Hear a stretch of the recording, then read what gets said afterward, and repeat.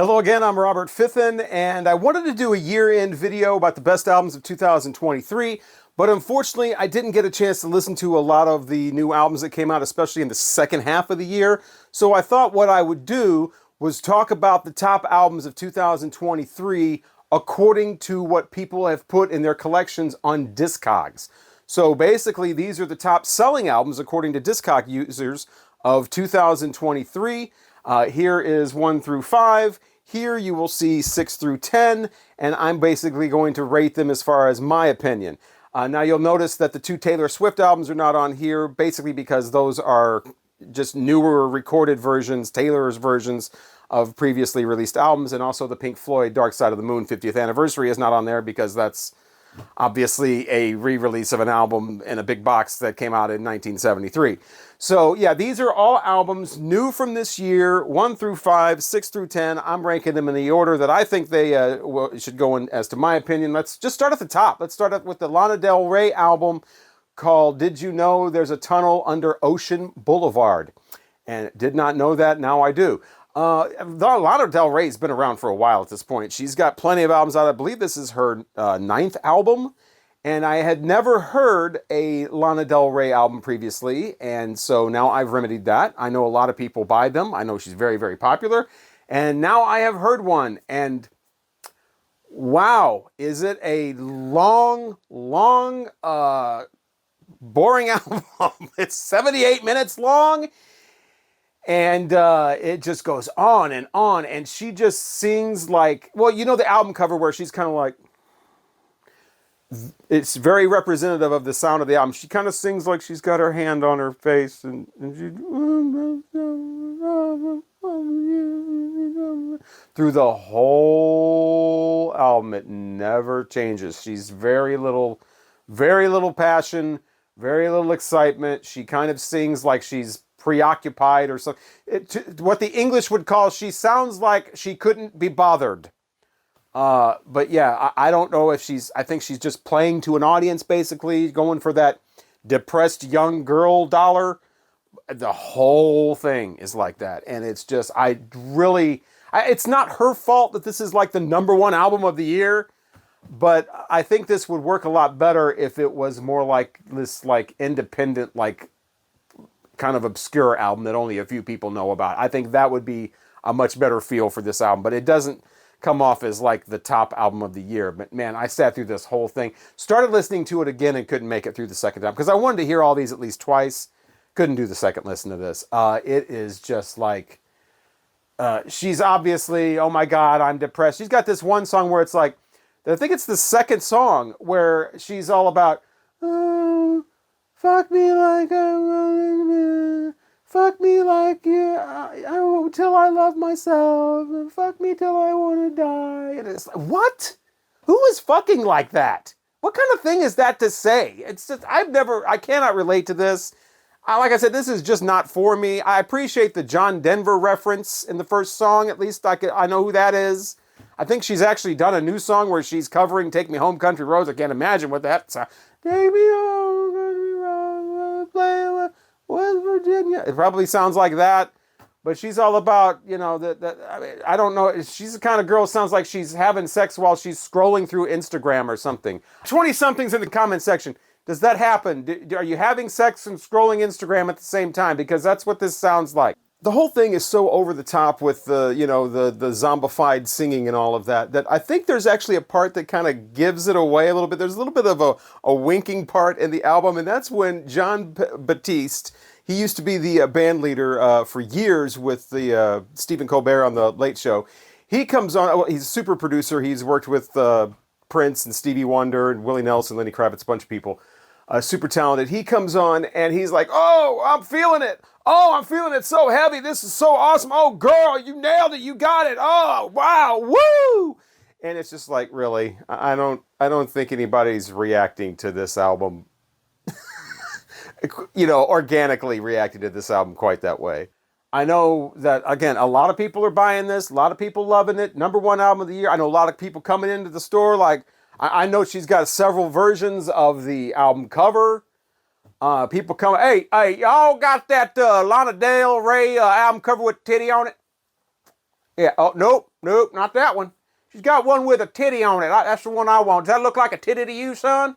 Yeah, that's the one. That's that titty album cover. I'll take that. Excuse me, ma'am. I want that album cover because I appreciate her unwavering artistic expression, and that is why I want the one with the titty on it.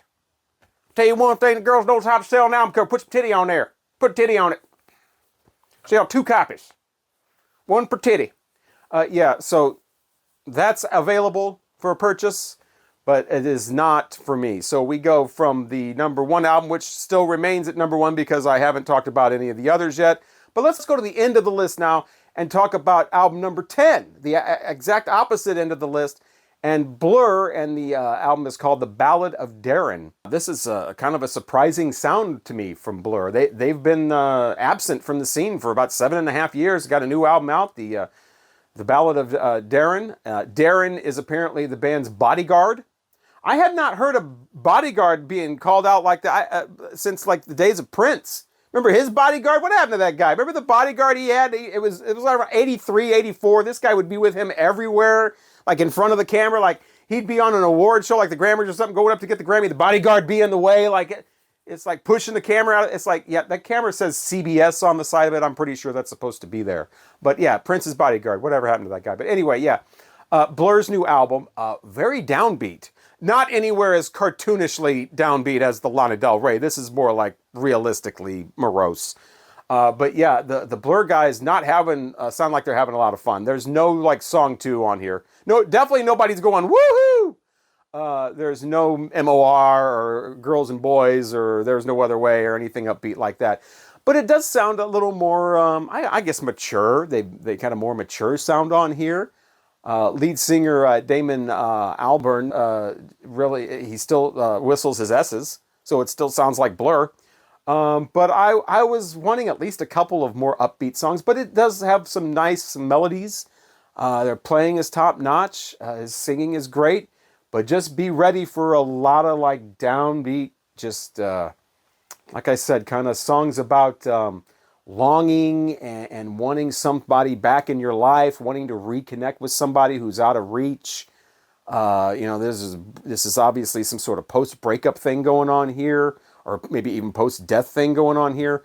But yeah, Blur on the dreary side on this album. Not even like their album. What was the one with the ice cream cone? I like that one, on the neon ice cream cone. Forgot what that was called, but I really like that album. Of course, I was a huge fan of the self-titled one and the Modern Life is Rubbish and Park Life and all those classic Blur albums. And back in the days when it was Blur versus Oasis, I was definitely 100% always on Team Blur. But yeah, just a kind of a downer of an album, but still a decent album. So it moves up above the Lana Del Rey. So now it's in the number 1 spot. I don't know if it'll stay there. Let's talk about the Rolling Stones. Now we're in old man territory. I can relate to these guys. Rolling Stones and Hackney Diamonds is their new album. I still remember the debacle with the release of this. Universal just dropping the ball big time on a huge band like the Rolling Stones. This thing was supposed to be released. A lot of stores definitely didn't get the baseball ones until like way later.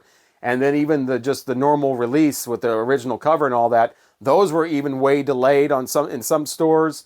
I got this from their official website. If you didn't catch my video when this first came out, I bought this from the official Rolling Stones website. It took 3 weeks after the release date to get here. The rumor was that they didn't even have the UPC code finalized on the release date of it, so they definitely didn't have the covers made or anything. It just crazy ball dropping from Universal on this, but finally got it, and I thought it was just absolutely great. Rolling Stones going back to sounding like the Rolling Stones.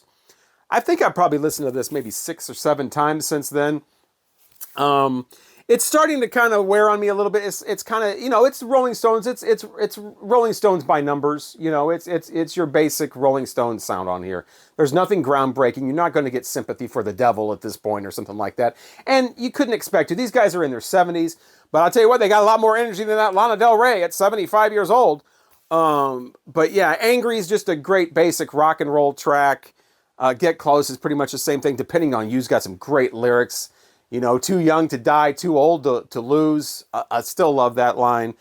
Dreamy Skies kind of goes back to like their disco era a little bit. Got a little bit of funkiness, disco going on there. I don't know, Bite My Head Off's kind of silly. But yeah, just a lot of great tracks on here. And of course, a lot of people's favorite, the second single, Sweet Sounds of Heaven, where Stevie Wonder and Lady Gaga are on there. Lady Gaga doing that like vocal callback with Mick Jagger, and just that is just brilliant sounding. Really like this the first time I've heard it.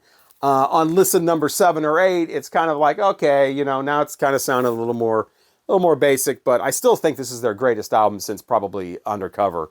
I mean, since the 80s at least. They're teamed up with producer Andrew Watt, which they finally got away from Don Was, who I was not a fan of his production of the Rolling Stones albums of the 90s and 2000s.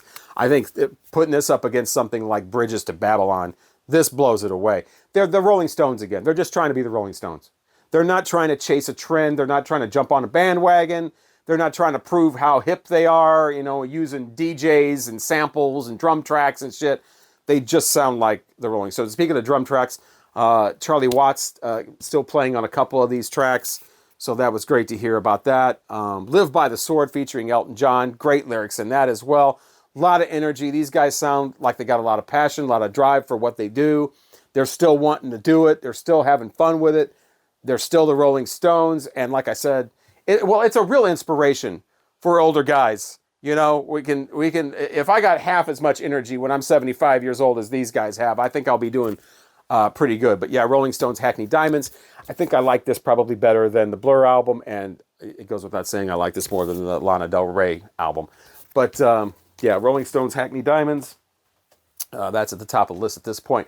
Moving on to a band that has an album cover that is very similar to a Rolling Stones album cover, and that is Paramore and their latest album called This Is Why. And this is another album from a group that hasn't really done anything in about 7 years now. The lead singer Hayley Williams did some solo stuff, and I think she promoted a perfume or something like that. But this is a great return to form for these guys. I wasn't really as familiar with their earlier stuff, but I remember hearing this album when it first came out. Everybody was talking about how great it was, and it certainly is. I mean, I still remember that super catchy title track, This Is Why I Never Leave the House. I mean, I love the fact that there's groups that are doing songs about what is going on in the world right now. Now, I've already reviewed this album about 6 months ago, halfway through the year. I did a video about some of my favorite albums of the year so far. This was definitely one of them. And I haven't gone back and rewatched that video or anything, but I think my sentiments are still the same. I remember I really liked that song. I really liked the song, the News, the second song, all about you got to turn the news off. It's all just bullshit. It's all just, trying to get you to watch, and you just get enough of it and you're going crazy. You got to turn it off. Totally relate to all of that, and just relatable songs about the current condition of the country and what's going on in the world. And I love that they can do that, but still be fun and upbeat, and just, the album's a great listen all the way through, just because it starts off with such energy, such great lyrics, such just right up front, and then it goes into different textures as the album goes on. You First, great line in there about feeling like you're in a horror movie and you're the villain and the final girl at the same time, which there is a movie like that. It's a French movie. I'm not going to give away the title because I don't want to spoil anything, but there's that one. But yeah, just Crave, kind of a middle of the road song, about halfway through the album or so. You've got tracks like that. You just got really lush tracks. You've got upbeat, fun, kind of punk kind of tracks. There's the one about running out of time, which is kind of silly. It's just kind of like all these things she can't do because she's running out of time. I'm not as big of a fan of that one. But yeah, just a lot of great tunes on here, a lot of great different sounds as you get more into the album. They really prove their diversity as far as sound, and it's very interesting. Like I said, it's very current as far as the lyrics, and it just made me want to explore more Paramore albums when I first started, which of course I never got around to doing, which I guess makes the song Running Out of Time actually kind of relatable as well. But yeah, just really like this album.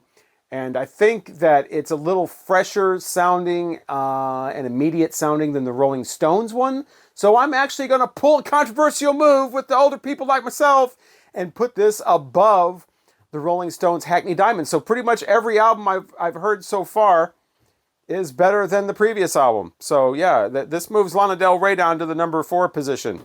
But we'll see. We'll see how things go.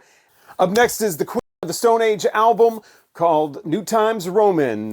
Great stuff from these guys. I've liked Queens of the Stone Age since the very beginning, since the first album came out. That Rated R album from 2000, probably one of my favorite albums from that year. I like these guys going all the way back to Caius. Used to love that band as well. So me and Queens of the Stone Age, we go way back. As soon as you hear that Queens of the Stone Age guitar tone, you know exactly who it is. Very identifiable sound. Great fun with these guys. This album's fairly consistent. Some of their other ones have kind of been a little hit and miss as you listen to them, but this one's pretty consistent all the way through. Some great crunchy guitar riffs. It keeps it lively, keeps it interesting. It lacks a little bit of variety, but once you got a great sound, they kind of stick with it. That's the smart thing to do. Opens with the song "Obscenery," which contains the line "Fuck me stupid." So I don't know if they're calling somebody stupid or they just want to be fucked stupid, but kind of calling back to the Lana Del Rey thing again. But yeah, I'd rather fuck somebody silly. I think that works out a lot better. Stupid is more like, you're trying to start a bonfire in the living room and then falling for a pyramid scheme. Silly is more like putting records behind the sleeve and then walking around with a megaphone telling everybody that facetiously is one of the only words in the English language that uses all the vowels. So much better to kind of be fucked silly. But that's not how Queens of the Stone Age roll, apparently. But yeah, there's that song, great way to kick it off. The great song, What the Peephole Saw. Very clever title there. If you have to knock, then just go away, basically. But if it's my house, go ahead and knock. Don't just feel like you can walk in. Great instrumental track, nice swirling kind of sound on that. I love the closing track on there, which is an instrumental. But yeah, just the whole album is pretty solid all the way through. So it's great to hear a nice, consistent album from these guys, even if it does lack a bit of variety. And I think I will put that probably above the Blur album, at least. Somewhere in there it'll go. So yeah, Queens of the Stone Age, great. And then we're up to Olivia Rodrigo, who I'd heard the name. I knew she was a pop girl. Didn't know that much about her. She's got an album called Guts.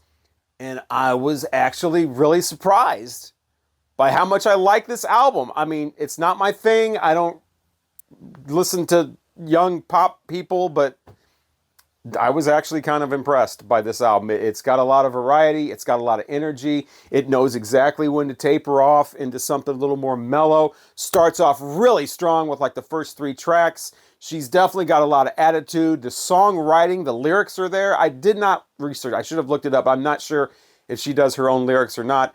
Even some of these younger pop people, when they say they do their lyrics, it's really a ghostwriter anyway, so who knows. But she comes off, especially in like I think it's like the 3rd track called Bad Idea, right? Where she kind of sounds like an R-rated version of Taylor Swift. So that's the best way I can describe her. She's definitely letting loose with the profanity, but it sounds appropriate. If you can imagine that. I can't stand inappropriately used profanity. I can't stand when it sounds forced or like overly like it's convoluted almost, or it's pre-planned or whatever. It doesn't sound right. I'm a big fan of profanity when it's used right, and she sounds like she knows how to use it. So not into the overly calculated kind of stuff. But yeah, aside from all that, lyrics are great. The production is great. It sounds very, very current. It sounds fresh. Again, not the kind of thing that I can really say that I'm into just because I think I'm a little old for this. And that's another thing too. She sounds like she's 20 years old. And get this, she's 20 years old. I love that. I'm not a fan of these girly stuff. And then you find out the woman singing is like in her 40s or something. I am totally not into that. That is so awkward to listen. It's kind of like that. Remember that Wet Leg album that was out a couple years ago, and everybody was raving about how awesome that was for like a month, and then it's all about, oh, my boyfriend's in high school and we're getting A's, and oh my god, I'm such a little girl. Turns out that they're like in their mid 30s. One of them's got a kid, maybe both of them do, and they're singing songs like that. It reminds me of those old movies from the 80s or even 90s. Where they're in high school, but all the high schoolers are played by like 35-year-olds. Hashtag Buddy Revell. Hashtag whole cast of Porkies. Yeah, I'm not into that. I mean, it's bad enough when it's in movies. I'm not into it when it's in a like a 40-year-old woman singing like she's 18. So it's nice and refreshing to hear somebody singing like a 20-year-old and they're actually 20 years old. But I was really surprised by this album. I actually liked it. It's not the kind of thing I'm going to run out and buy. I'm literally 2.5 times this girl's age, and I don't want to be that guy. So. I'm not going to run out and buy it. I'm not going to go cruising down the road with the windows down blasting Olivia Rodrigo, but I am quite impressed by this album. And again, it's not for me, you know, I get it. But it is proof that something cannot be for me, but I can still appreciate its quality, and this definitely delivers on that. So I'm going to put this in there. I don't know. I'm tempted to put it above Queens of the Stone Age just because it just surprised me so much. But it's not for me. It's not my thing. I can't really relate, you know. So it would, you know, that's the thing with these that I'm stacking up here so far. These can be switched around just depending on who you are, what you're into. It's kind of hard to put like the Rolling Stones up against Olivia Rodrigo, up against Blur, up against, you know, Metallica, who's coming up later. I mean, it's kind of hard to rank all those. They're all so completely different, but I was definitely impressed by the Guts album from Olivia Rodrigo. Her second album. I hope she stays around for a while and puts out a lot more. So, coming up next, we did Blur. Maybe we should talk about Gorillaz and their album Cracker Island.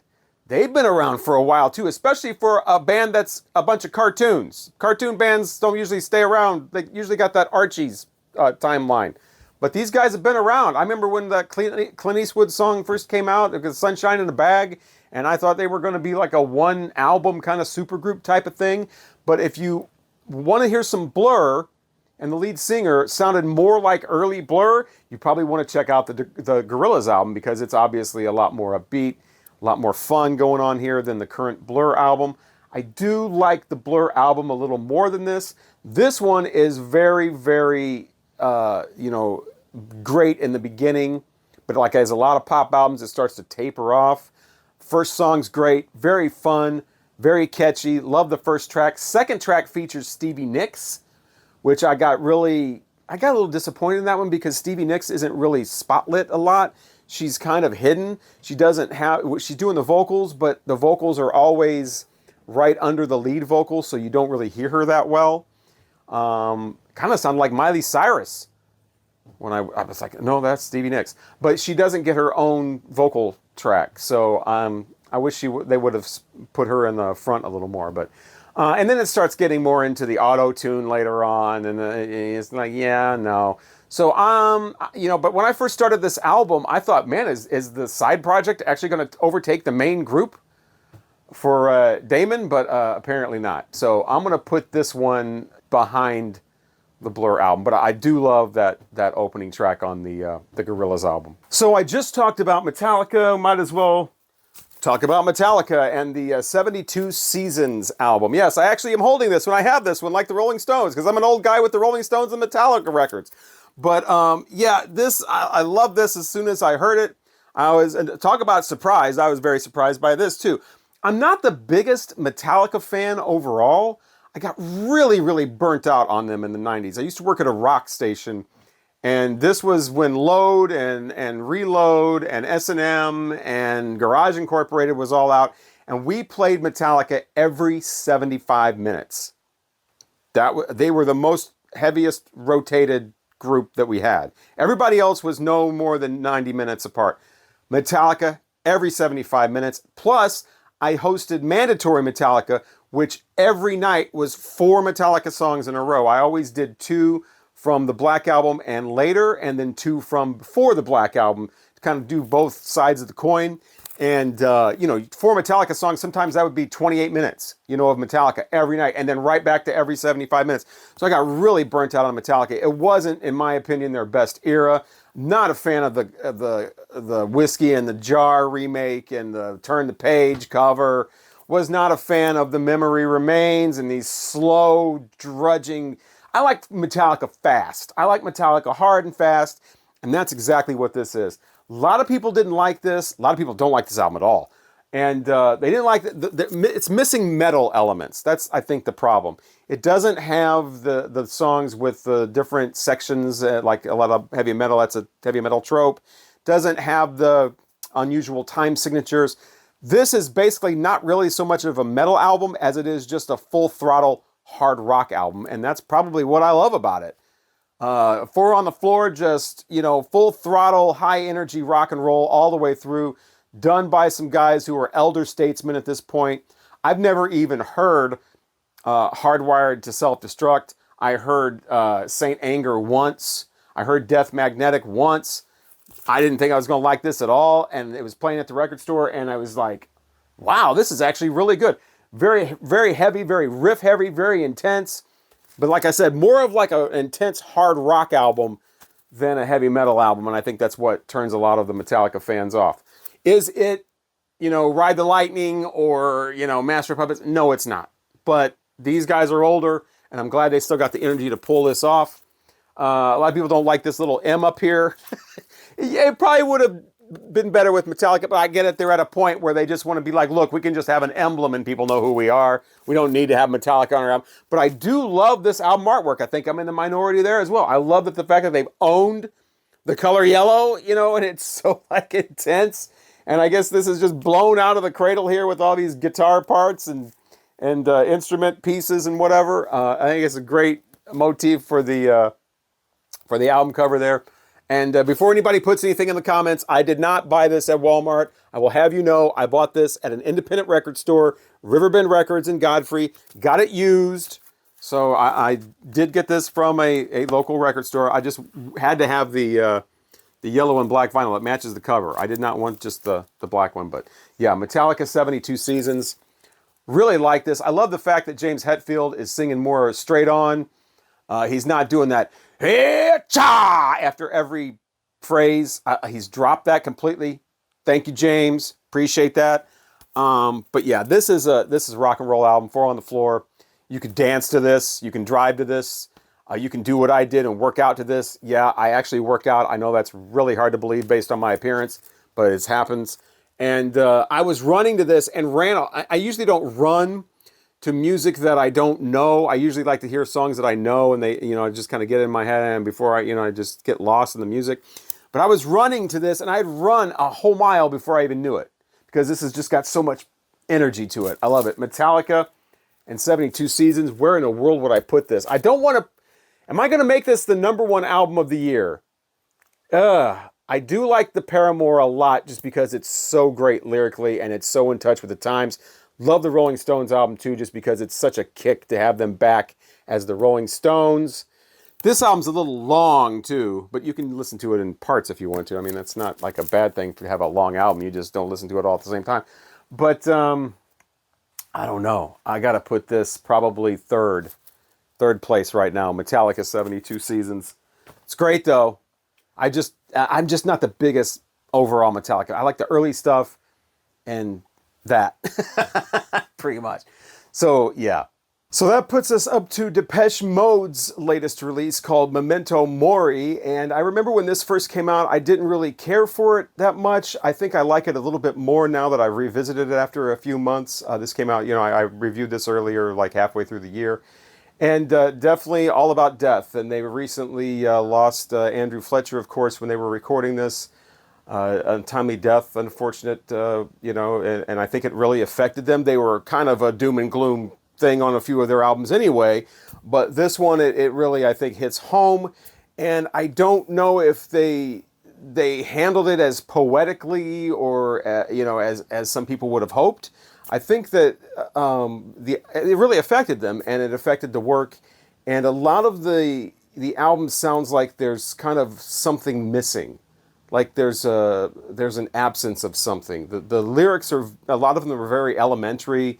The song structures are very basic, and maybe that is actually in response to the loss of Andrew Fletcher, and maybe that's one of the things that makes the album kind of brilliant, whether intentional or not. I mean, you feel like there's a loss, and there was a loss. But you kind of wanted maybe something really profound from these guys, and I don't think it quite happens on this album. Like I said, a lot of the lyrics are very simple, very basic. Some of the singing, the vocals are actually kind of sing-songish in a way. So it's not their best, I don't think, but like I said, I do like it a lot more than I did when I first heard it. But yeah, death is looming everywhere in this album. The Martin Gore song "Soul with Me," where he basically's acting like he's just ready to die and take his soul with him and go where angels fly. And you know, there's another song before that where they're talking about watching angels die, and just angels are flying, angels are dying, death is everywhere. You know, dealing with mortality and all of that. A song talking about swimming and always going forward, keep moving forward, even though there's nothing there. You know, you get a glimmer, and then it's like, yeah, but there's nothing there, though. I think my favorite track is "People Are Good," which has, you know, the position that people keep whispering under your breath that people are good, even though you know it's pretty much not true. And well, you know, people aren't very good, so you know I really relate to that. But yeah, you get a nice tremolo on one of the tracks, and that kind of reminds you that you are listening to Depeche Mode. They've got a couple of flourishes in there that still remind you it's a Depeche Mode album, and they're great sounds of the past. But this one definitely, just like Death and you know, there's an absence. There's something that's quite kind of missing from the album. But like I said, it has grown on me a little bit, and I probably would put this above the Blur album, just because the Blur album sounds very similar all the way through. It's kind of morose and whatever, but these guys take it to another level, and it is a real thing. And they don't try to overdo it like the Lana Del Rey, where it's all just, like I said, some of the songs even sound kind of sing-songish. So there is a variety of sounds here. I don't think anything's going to hit the dance floor without a serious remix. But yeah, Depeche Mode, Memento Mori, you've got them basically facing mortality. Even in the photos and the artwork, it's kind of like the Metallica 72 Seasons, where it's this stark contrast, black and white, that really shows like every wrinkle, they are really, you know, they're aging, and they are putting it right out front that's what's happening. And one of the videos, I think, is a homage to The Seventh Seal, the Ingmar Bergman film, where they're playing chess with death. So death everywhere, just like Fly on the Windscreen in the new Depeche Mode album. But yeah, I think it's grown on me quite a little bit. So that just leaves one album, and that is The Record from Boygenius. And with this album, it seems like we are back where we started, with the zombified singing and the... This time there's three of them, though. So there's these harmonies, which sometimes are nice, sometimes are just kind of pedestrian. They don't really do a lot for me. I know a lot of people like claim, oh my God, these are their best harmonies, but not really. It's okay, I guess. The first song's a cappella, so it really spotlights that, you know, more than anything else on the answer. You figure out right away whether you're really going to be into this or not. But it is more varied sounding than the Lana Del Rey. It's also shorter. It's not 77 minutes long. But yeah, it's the same kind of thing. And they take that girly thing and do it. I don't like that. These women are each of them almost 30 years old. And they're doing the girly, oh, we're just a bunch of girlies. We're in videos waking up literally in a child's bed, and now we're going to the arcade in another video, playing around, oh, girly. I'm not into that. These are grown women. You know, where's Ann Wilson to teach these women? Where's Chrissy Hynde? Where's Melissa Etheridge? Where's Stevie Nicks? Where's somebody? You know, come on. I'm just not into that whole thing. I don't know if that's a music industry thing that makes grown women think they need to act like little girls to sell records, but I just wish that would stop. I don't know if it's a reaction to like the Riot Girl stuff from earlier, where everything was obnoxious and loud and in your face, so now we're going to do girly and we're going to sing like that. And then again with the F word, which I have so much respect for profanity. I can't stand it when it's used in a passive aggressive way. Oh, fuck around and find out. No, that's not how you say fuck. So yeah, I love passive. I love aggressive. I'm just not into passive aggressive. And I don't like the girly girl stuff from grown women. That's why I really appreciated the earlier album from Olivia Rodrigo, because she's a 20-year-old who sounds like a 20-year-old. But yeah, no, doesn't do it for me. Just the song structures are very weak. It's just kind of a boring album with these. I don't know. There's a one song, "We're in Love," that goes on for 5 minutes, and it's just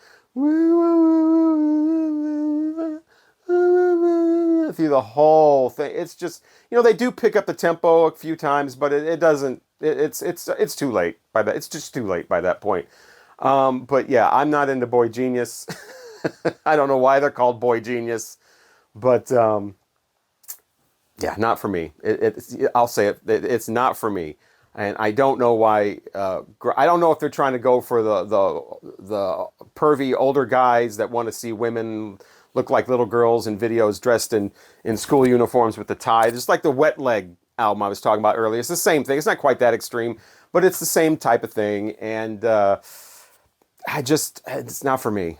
No. I don't know. I guess it's nominated for a bunch of Grammys because when you play by the industry rules, you get industry rewards. So congratulations, Boygenius. But I'm definitely putting this above the Lana Del Rey. It's not that ridiculous, but it's kind of ridiculous. So I think this would go in number 9. And that does it. That's how I rank the top 10 albums of 2023, according to Discogs. I just want to remind you before you put in the comments, why did you pick these albums? I didn't. These are the top ones according to Discogs. I've said that like 5 times. I'm just basically ranking them with my opinion. The first 4, I think you could switch around depending on what mood you're in, depending on what you're into at that moment. I mean, Metallica could go above Rolling Stones. Queens of the Stone Age could go at the top. You could switch those around just depending on what you feel like at the moment. I think Olivia Rodrigo is a solid number 5. Definitely number 10 is Lana Del Rey. That's at the bottom. That's not changing. And Boygenius is above that. The Depeche Mode and the Blur are kind of, they're kind of around the same, I think, as far as my, ranking would go. And the Gorillaz, starts off strong, kind of tapers, but it doesn't have the emotional strength that the Blur and the Depeche Mode go, so that's why they're kind of under those. But there's a lot more going on in the Gorillaz album than in the Boygenius or the Lana Del Rey. So that is my ranking of the top albums from Discogs from 2023. Let me know what some of your favorite albums were. Maybe I'll do another ranking video where I rank all your favorites, and hopefully they'll be better than some of the ones that are at the top. I mean, the Lana Del Rey is literally the number 1 album of the year, according to sales. So that's where we are now. And I think Boygenius is number 3 or 4. But yeah, those are my rankings. Thank you so much if you're watching all the way to the end of the video. Once again, I'm Robert Fithen. Hopefully I will talk to you again soon.